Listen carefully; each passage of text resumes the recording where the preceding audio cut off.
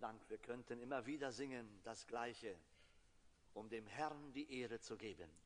Sifa na shukurani. Tunaweza kuimba tena na tena hayo mambo mamoja kwa ajili ya kutukuza Bwana, kwa sababu yeye ni Bwana wetu, nasi tunamsifu, na ni yeye ndiye anastahili kupokea utukufu, sifa na nyimbo za shukurani.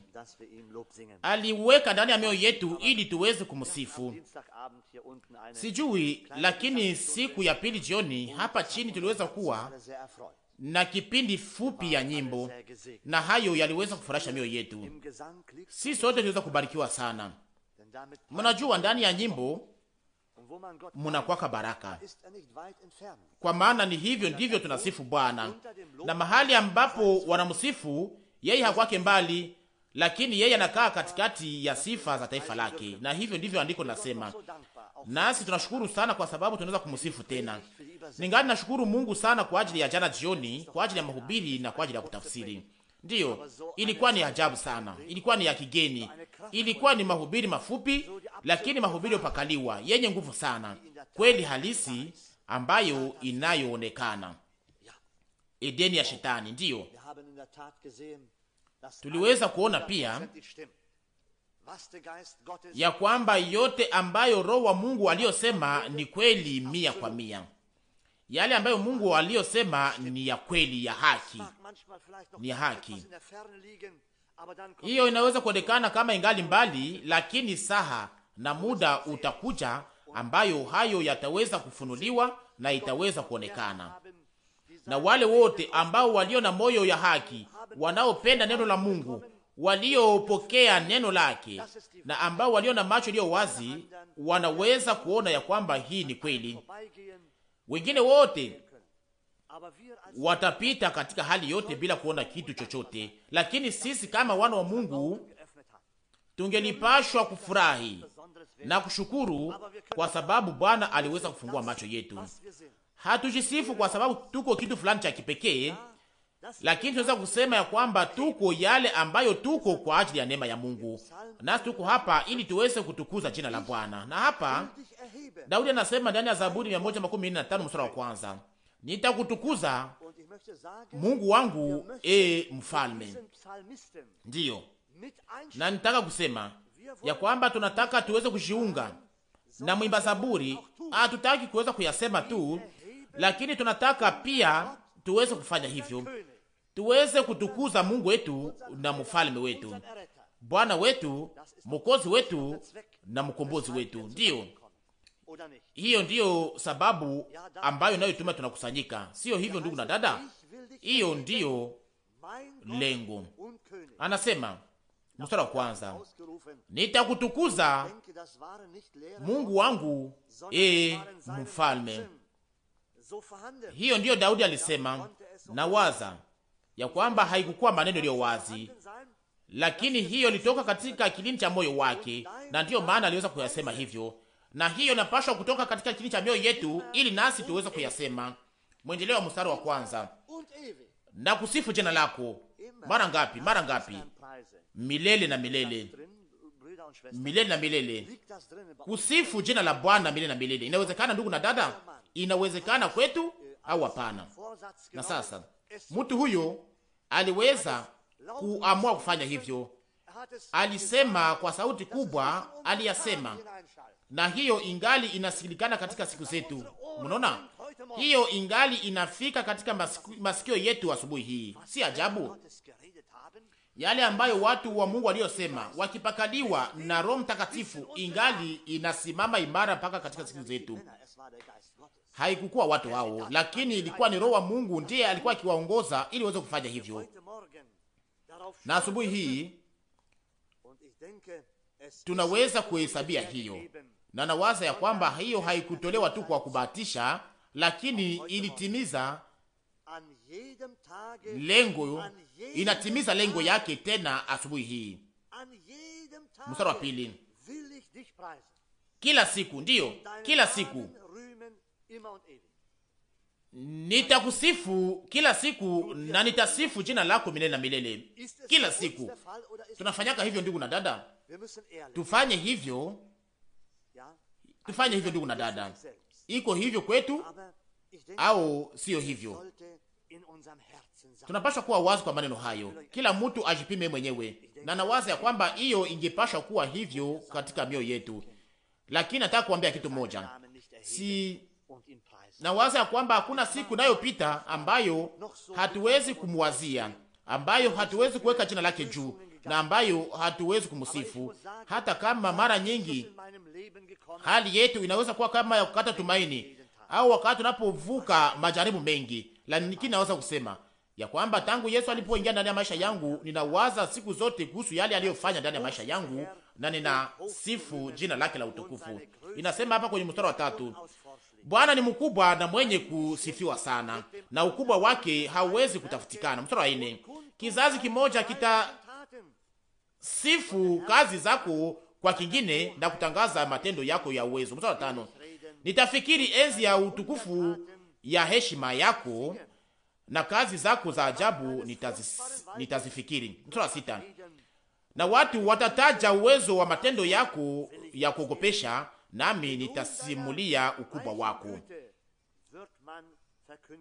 Wao watasema ukumbusho wa wema wako mkubwa, na wataimba haki yako. Sifa na utukufu kwa Bwana wetu. Mstari wa 7, nao watasema ukumbusho wa wema wako mkubwa, na wataimba haki yako. Na waza ya kwamba nasi tunaweza kufanya hivyo asubuhi hii. Acha Roho wa Mungu atuongoze sisi sote tuweze kufanya hivyo. Ndiyo, tujiweke sisi sote ndani ya mikono yake, chini ya uongozi wake, awe pamoja nasi. Ndugu na dada, tuweze kutanana naye asubuhi hii tukiwa na furaha. Tufungue vinywa vyetu na mioyo yetu. Tusimame sasa na tuweze kumsifu Mungu wangu. Baba, tunakushukuru kutoka kilindi cha mioyo yetu kwa sababu tunaweza kuwa hapa pia tena asubuhi hii. Bwana, tunakuja kwako tukiwa na moyo uliogunjwa. Tunakuja kwako, tunataka tuweze kusema pamoja na Daudi ya kwamba nitakutukuza Mungu wangu, mfalme wangu, na kusifu jina lako milele na milele. Siku zote nitakutukuza na kusifu jina lako milele na milele. Bwana Yesu, tupatie hiyo kwa neema yako. Utupatie ili kutoka kiti cha mioyo yetu tuweze kusifu siku zote Bwana, ili tuweze kuimbia sifa Bwana mahali pa mambo yote Bwana. Sifa ziwe kutokea na vitendo vya shukrani ziwe kupewa kwako Bwana. Toa ndani mwetu Bwana Yesu yote ambayo inayokuzuiza kutimiza kitu fulani ndani ya maisha yangu, ndani ya mawazo yangu, na ndani ya maisha na ndani ya mawazo ya kila mmoja wetu Bwana. Tusafishe Bwana, kusudi ndani yetu yale iliyo ndani ya kiti chetu iweze kuwa safi na takatifu mbele yako Bwana. Tunakushukuru tena ingine mara moja kwa ajili ya maneno yako ya nguvu jana jioni, kwa ajili ya ujumbe huu wa uwezo Bwana. O Bwana, tunaona ya kwamba haujaacha taifa lako, lakini ungani nazungumza. O Bwana, ulichukua mtumishi wako, lakini neno lako libaki pamoja nasi. Haleluya, tunatukuza neema yako, tunasifu maajabu uliyofanya pia katika siku zetu na pia katikati yetu Bwana, na kwa ajili ya hiyo tunakupatia sifa, utukufu na heshima na mabudu Bwana. Uwe pamoja nasi tena asubuhi hii, tubariki sisi sote Bwana. Hiyo ndilo ombi langu na kusi kwangu. Tunakuja kama vile tulivyo katika jina la damani la Yesu Kristo. Haleluya, amina.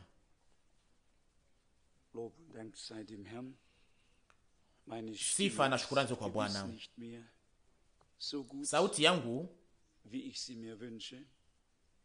haiko tena nzuri kama vile niliweza kuhitaji. Mnajua weekend iliyopita ilikuwa ya kuchokesha sana huko Sicily. Watu wa huko wako tofauti kama vile kuliko sisi. Kwao makusanyiko yanaweza kukamata saa 3 au saa 4, na wakati mahubiri napomalizika hawarudi yake kwao, hawaendake kwao, na nyuma kose saa 6 za usiku ndio narudia. na hivyo sauti inaweza kuhitajika na kutumikishwa. Lakini kama iko kwa kazi ya Mungu ni vema sana. Kama Mungu anatukuzwa, kama neno lake linatangazwa, kama hiyo inaweza kuleta baraka, sasa sauti inaweza kufungana. Lakini ole wetu kama sauti yetu inaweza kutumikishwa kwa ajili ya lengo zetu, isiyoweza kutukuza Bwana. Pambio ya nyimbo ambayo tumekwisha kuimba inalingana na sura 5 ya Ufunuo. Tuliweza kuisikia siku fulani iliyopita pamoja na ndugu Schmidt, na niweza kuikamata kwenye akili yangu bila kama vinavyoweza, na pia nyimbo tuliweza kuimba jana jioni hapa. Iko ndani ya Ufunuo sura 5 mstari wa 2.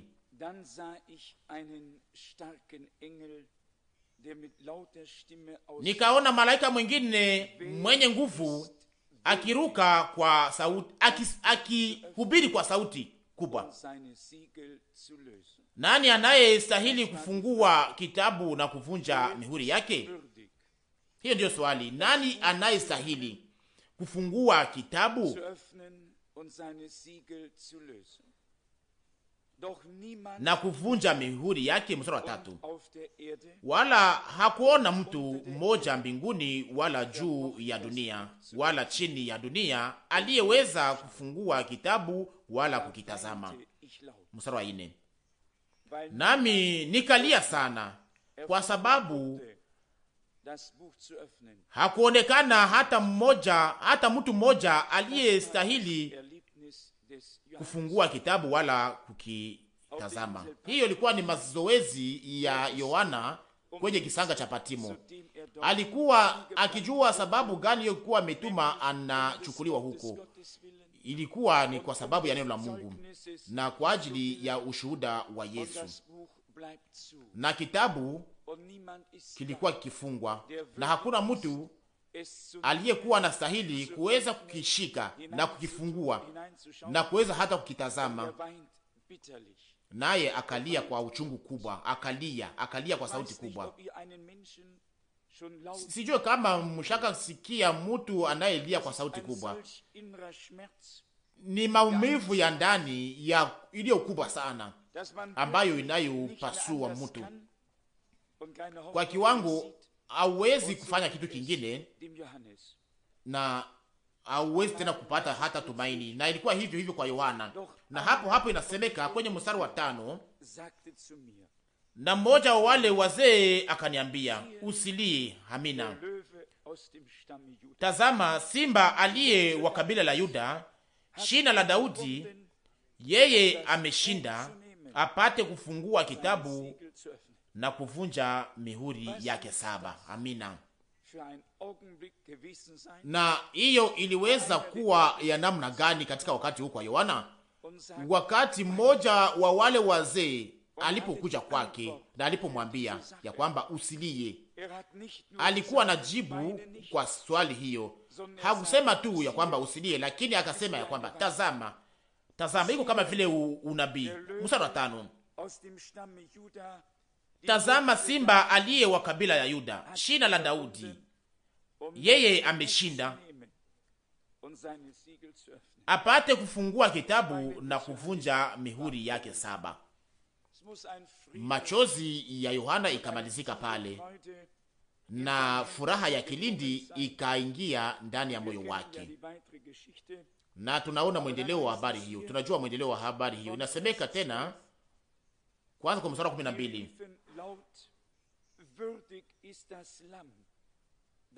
wakisema kwa sauti kubwa, anastahili mwana kondoo aliyechinjwa kupokea uwezo na utajiri na akili na nguvu na heshima na utukufu na sifa. Utukufu na sifa. Kutoka 13. Na kila kiumbe kilicho mbinguni na juu ya dunia na chini ya dunia na juu ya bahari na vitu vyote vilivyo ndani yake nilivisikia vikisema, sifa na heshima na utukufu na uwezo kwa yeye anayeketi juu ya kiti cha ufalme na yeye mwana kondoo hata milele na milele. Mstari 14, na wale wenye uhai wane walisema amina. Nasi tunaweza kusema amina, amina. Hao wazee walisujudu na wakaabudu. Inaweza kuwa namna gani kwa ajili yetu katika wakati huu ambao tumekwisha kuiona na kuishi hii kufungua kwa mihuri 7, wakati ambao siri zilizokuwa zimefichwa na kuwekwa muhuri ndani ya kitabu ambayo iliweza kufunuliwa sasa. Sijui kama tunaelewa inamaanisha nini, kama tuliweza kutambua inahusu nini. Inasemeka hapa wakasujudu, wakaabudu na wakasujudu na kuabudu. Amina. Ila tu wakati mwana kondoo alipochukua kitabu, tunajua ya kwamba katika mwezi wa 3 mwaka 1963 mihuri ilifunguliwa. Bwana alikuwa akikuja kila siku karibu saa 6 za mchana katika nguzo ya moto ili aweze kufungua muhuri mmoja kwa ndugu Branamu kwa ajili ya kuifunua. Tushaka sikia hiyo sisi sote. Basi nasi tuliweza kusujudu, tuliweza kuabudu, tuliweza kupatia Mungu sifa au shukrani za mustahili. Tuliweza kufanya nini kuhusu yale ambayo Mungu aliyotupatia? Amina.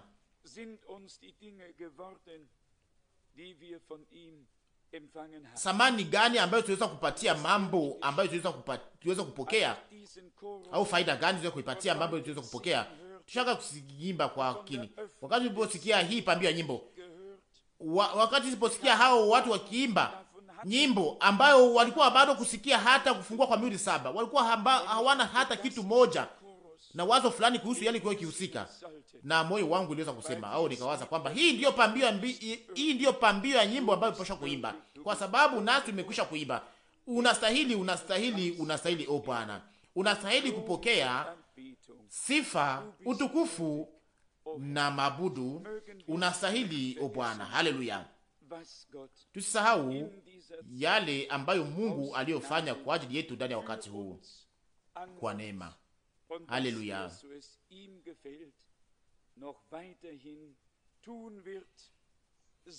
Na yale ambayo anayoendelea kufanya kulingana na kutaka kwake kuzuri kwa ajili ya kushuhudia neno lake na kuweza kutimiza ahadi zake na kutukuza jina lake. Nani anayestahili kufungua kitabu na kuvunja mihuri yake? Hakuna mtu mbinguni, na ndani ya mbingu kuna wengi walio wazuri. Kuna wale ambao Mungu hawezi kuonya kitu fulani au kushutumu kitu fulani, lakini hakuna mtu hata mbinguni, hakuna mtu hapa duniani, hakuna mtu chini ya dunia. Na Yohana kalia kwa sauti kubwa, kalia kwa uchungu, na kisha kukakuja jibu ya mzee mmoja akasema ya kwamba usilie basi. Natazama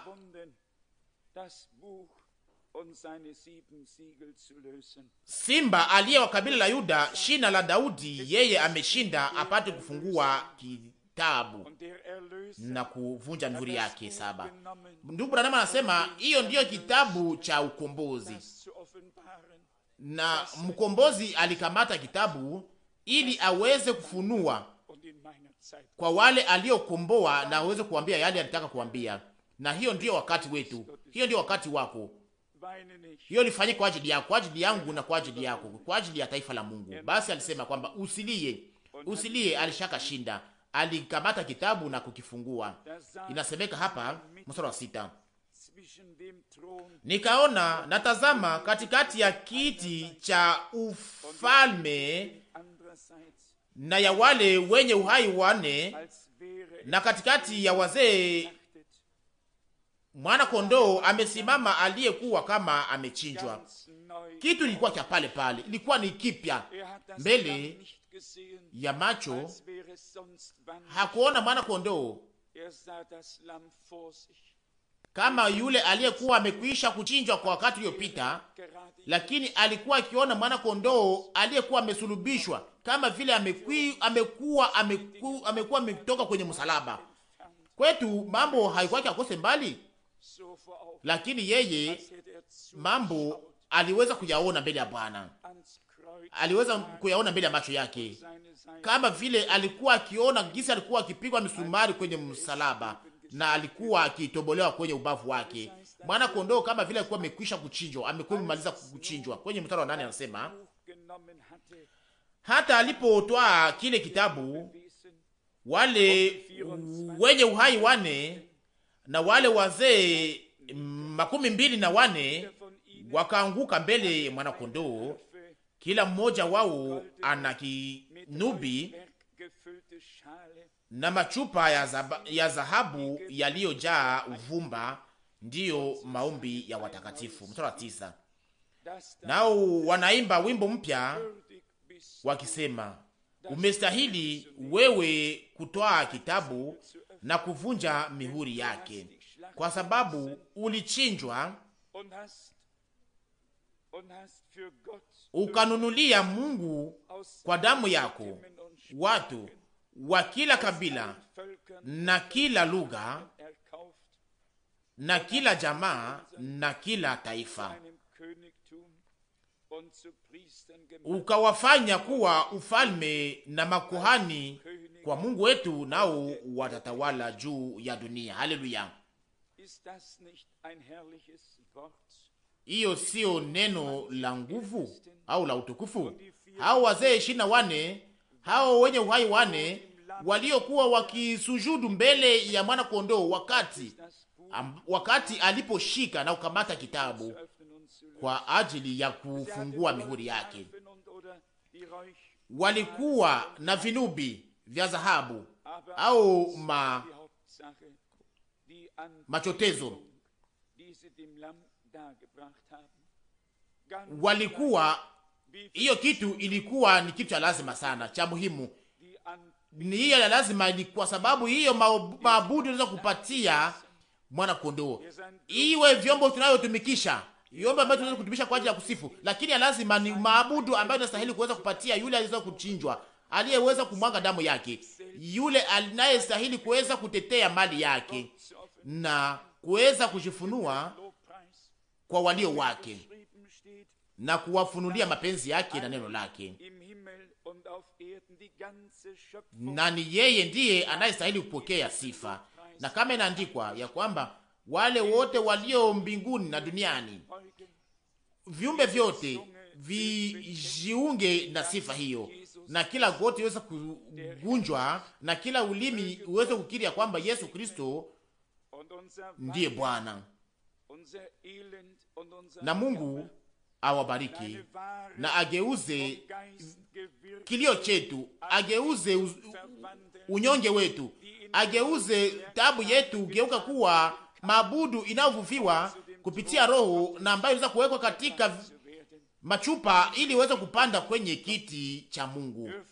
Amina. Mbele ya uso wa Mungu tunaweza kumshukuru kwa ajili ya yote aliyofanya, kwa maana tunashuhudia na tunakiri ya kwamba Mungu alifanya mambo makubwa kwa ajili yetu sisi sote.